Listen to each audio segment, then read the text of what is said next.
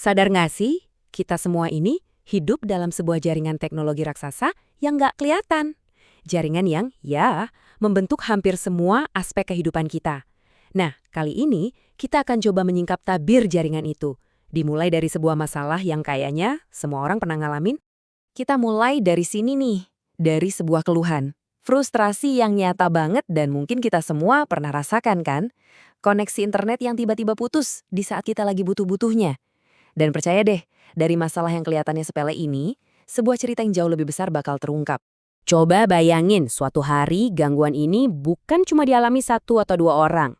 Tiba-tiba, laporan koneksi internet yang nggak stabil datang dari berbagai penjuru Indonesia, dari Papua di ujung timur sampai Kalimantan dan pusat keramaian di Pulau Jawa. Skalanya luas banget dan melumpuhkan banyak hal secara bersamaan.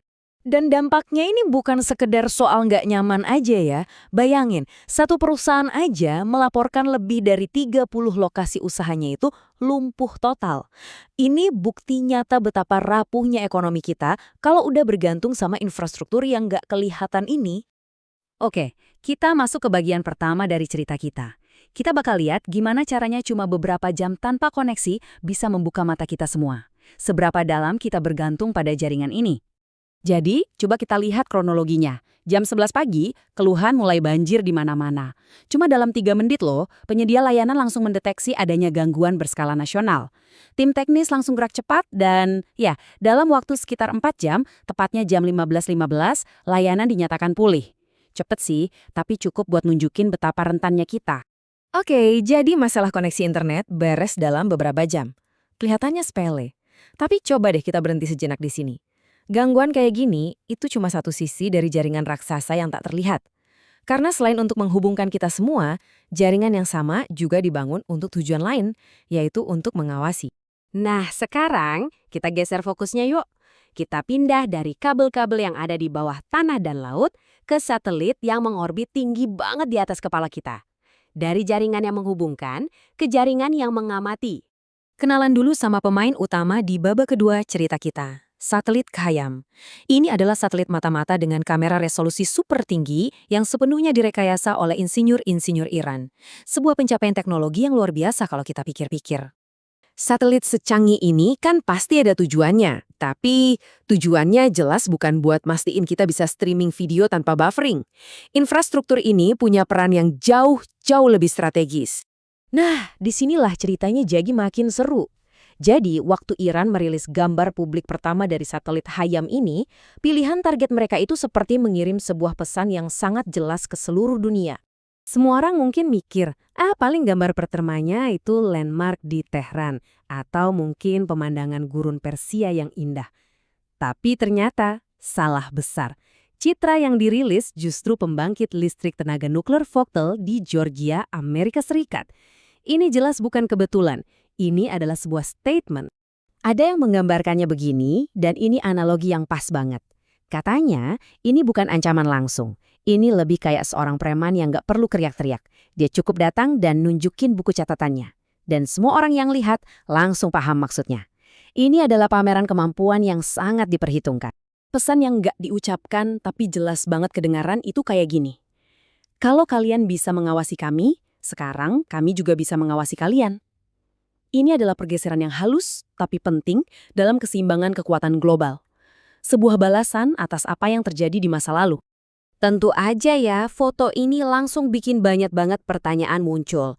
Pertanyaan-pertanyaan yang, jujur aja, memaksa kita untuk mikir ulang soal kekuasaan, pengawasan, dan keamanan di panggung dunia. Pertanyaan pertama yang muncul, gimana ceritanya sebuah bangsa yang dibatasi sanksi ekonomi bertahun-tahun justru mampu mengembangkan teknologi pengawasan dengan presisi setinggi ini? Ini benar-benar menantang asumsi kita tentang bagaimana inovasi bisa lahir di bawah tekanan. Terus pertanyaan kedua, dan ini menarik banget.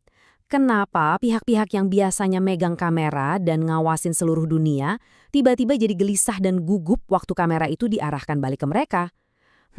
Ini seolah menyingkap sifat asli dari dinamika kekuasaan dalam pengawasan global. Dan ini kan ngebawa kita ke pertanyaan yang lebih dalam lagi. Sejak kapan istilah keamanan global itu artinya cuma satu pihak aja yang boleh punya teknologi superior? Apakah itu definisi keamanan yang sesungguhnya? Atau jangan-jangan itu cuma definisi kekuasaan aja? Dan yang terakhir nih, kalau semua pihak ngakunya pengen stabilitas global, kenapa malah muncul kepanikan waktu ada negara lain yang berhasil mencapai tingkat kemampuan yang setara? Ini menunjukkan adanya benturan antara keinginan untuk berdaulat dan upaya buat mempertahankan hierarki kekuatan yang udah ada. Nah, sekarang ayo kita sambungin benang merahnya. Apa hubungannya Wi-Fi yang putus-putus di Bekasi sama satelit mata-mata di atas Amerika? Jawabannya, keduanya adalah bagian dari jaringan tak kasat mata yang sama. Coba deh lihat perbandingan ini. Di satu sisi, ada gangguan lokal yang bikin pusing kehidupan kita sehari-hari. Sebuah frustrasi konsumen di Bekasi. Di sisi lain, ada tatapan global yang mengganggu keseimbangan kekuatan-kekuatan. Sebuah pesan strategis untuk Washington. Keduanya sama-sama menunjukkan ketergantungan dan juga kerentanan kita pada teknologi yang tak terlihat. Jadi apa intinya? Pertama, dunia modern kita ini benar-benar dibangun di atas jaringan tak kasat mata. Kedua, jaringan ini tuh kayak pedang bermata dua. Di satu sisi ngasih kita koneksi, tapi di sisi lain bikin kita jadi sangat rentan. Dan yang paling penting, entah itu di level bisnis kecil atau geopolitik global, kekuatan yang sesungguhnya itu dipegang oleh siapapun yang mengendalikan jaringan ini. Jadi, sebagai penutup, saya mau ninggalin satu pertanyaan buat Anda renungkan. Dari koneksi Wi-Fi yang mungkin lagi Anda pakai sekarang, sampai tatapan satelit yang bisa jadi lagi melintas di atas kepala Anda, pernahkah Anda berpikir, siapa sih yang sesungguhnya memegang kendali atas semua ini?